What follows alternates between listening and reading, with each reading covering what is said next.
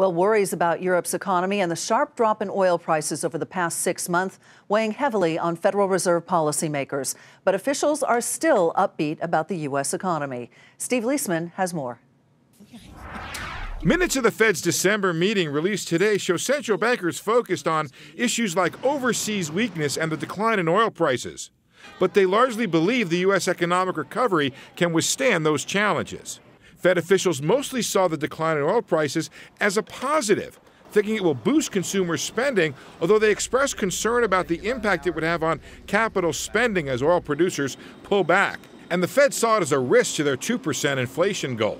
But overall, many on the Fed said momentum in the job market and strong economic data suggests growth could end up being better than they forecast. Looking at the bigger picture, we're still in a situation where the macro context has the United States, in particular, at above-trend growth and essentially zero interest rates.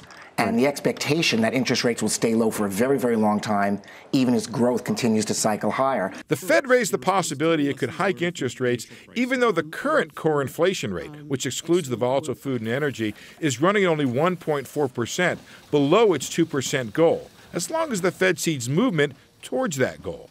The Fed sees those rate hikes, though, at least a couple meetings away, and when it does start raising them, the Fed is saying hikes will be only gradual. I still think the Fed is going to continue on the path of trying to push rates back up so that they can have some dry powder for the next time we get into the soup economically. Markets turned their attention quickly towards the Friday jobs report, where Wall Street forecasts 240,000 jobs created in December. That would be the 11th month in a row above the 200,000 mark. The unemployment rate forecast to fall a tenth to 5.7%. But another plus 300,000 jobs report like last month or a quicker decline in the unemployment rate could change that Fed calculus and have markets believing in earlier rate hikes. For Nightly Business Report, I'm Steve Leisman.